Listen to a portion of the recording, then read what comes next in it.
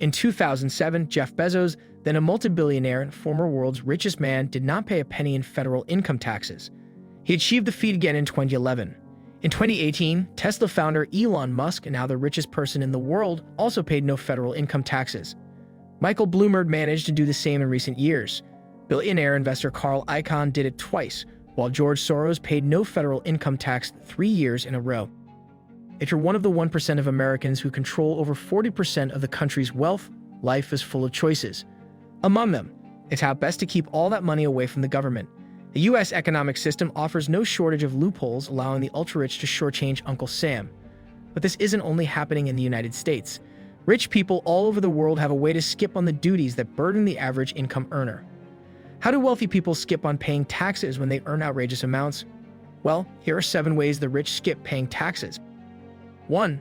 Put it in the freezer. Trust freezing is a way to transfer valuable assets to others, such as your children, while avoiding federal estate tax. The strategy is not so complex. The rich simply free the value of assets many years before they plan to pass them on to exclude all asset appreciation from the estate and any taxes. In the business world, one of the most common methods is to trade common stocks for preferred stocks. Selling common stocks for money will incur a large amount of capital gains tax, but trading your common stock for preferred stock excludes you from that obligation. The next step is to put some of the preferred stock in a trust and live off the dividends. 2. Charitable donations. Money donated to charity is not taxable. This is why every wealthy individual owns a foundation of sorts. Giving money to nonprofit organizations has long been a way for the wealthy to get a deduction on their taxes. And under the new tax law, the amount you can deduct has increased to 60% of your adjusted gross income, up from 50%. One way the rich have been taking advantage of the deduction is creating conservation easements. A big plot of land may have some intrinsic value. Maybe it is on a migration field for birds, maybe it abuts a river, or maybe it is some green space in an area getting overly developed. Oftentimes you can work with land conservation trusts, and you can take a charitable deduction for the value of the conservation easement that you put on the property. 3. Managing assets like a business. One way the rich save on taxes is by creating a structure, such as a limited liability company or LLC, to manage multiple investments. It could include portfolio assets, real estate, or a business. While it could get complex, there are many opportunities to save money while at the same time creating a governance structure for their assets. If the LLC is a management company that provides oversight and advice to owners of the assets, under certain circumstances, the expenses incurred by the LLC will be deductible as business expenses. 4. Send it overseas. If you're up to date with the news, then you must have heard of the Pandora Papers. This was 11.9 million leaked documents, 2.9 terabytes of data from 14 companies in offshore tax havens, unmasking the hidden owners of offshore companies, secret bank accounts, private jets, yachts, mansions, and artworks by Picasso and Banksy. It exposed the secret wealth and dealings of world leaders, politicians, and billionaires. Preceding that was the Panama Papers, which exposed financial and attorney-client details of over 214,488 offshore entities which were created by Panamanian law firm Mossack Fonseca in order to evade taxes.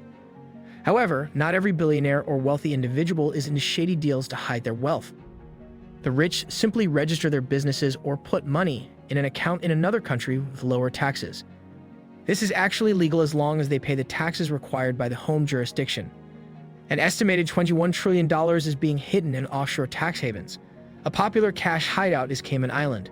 With more than 85,000 companies, it is home to more registered organizations than people. Tax havens are not limited to the super rich, as celebrities have their hand and foot in it at certain times. David Bowie, U2, and the Rolling Stones have all benefited from tax havens at some point. 5. Asset-backed lending. In 2021, billionaire hedge fund manager Alan Howard paid $59 million for a Manhattan townhouse in March. Just 2 months later, he obtained a $30 million mortgage from Citigroup Inc. Same year, Denis Sverdlov, worth $6.1 billion thanks to his shares in electric vehicle maker Arrival, pledged part of that stake for a line of credit from the same bank. For Edgar and Clarissa Bronfman, the loan collateral is paintings by Damien Hirst and Diego Rivera, among others. Philippe Lafont, meanwhile, pledged stakes in a dozen funds and his co-do management for a credit line at JP Morgan Chase & Co. In the realm of personal finance, debt is largely viewed as a necessary evil, one that should be kept to a minimum. But with interest rates at record lows and many assets appreciating in value, it's one of the most important pieces of the billionaire toolkit and the best way to skip on taxes. Asset-backed loans are one of the principal tools that the ultra-wealthy are using to game their tax obligations down to zero. It allows the wealthy to borrow money against their portfolio when they need cash, eliminating the need to sell appreciated investments that may incur gains. Plus, the portfolio loan isn't taxable or reported on a tax return.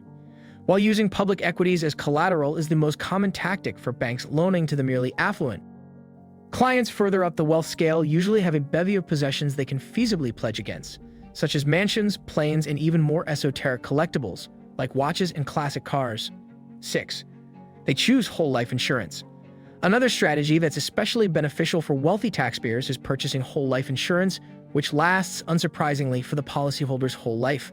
It also has an investment component, which is why it makes the list. Note that many financial planners do not recommend whole life insurance for the typical person.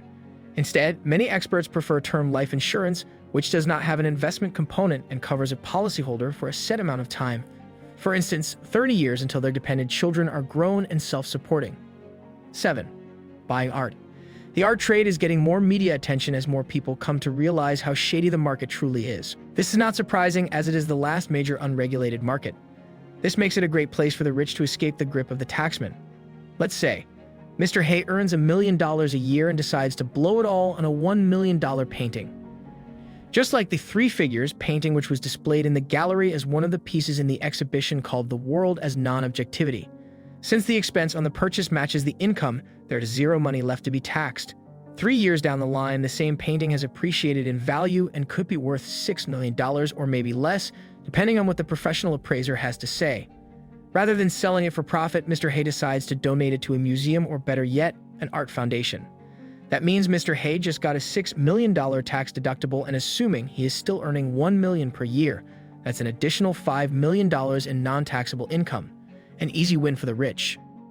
In reality, it might not play out exactly as we said. The direction is definitely similar. Let's face it, nobody likes taxes. However, when the super rich are stuck in forfeiting millions of dollars to taxes each year, they probably despise them even more than the average person. That's where their dough comes in handy. They can afford to have their legions of legal and accounting advisors move their money around through common loopholes in the system. This video shows how the wealthy avoid paying massive amounts of tax that they would pay if they just took everything as straight-up income. Thanks for watching. If you found this video helpful, check out other savvy videos on our channel. Don't forget to like and subscribe.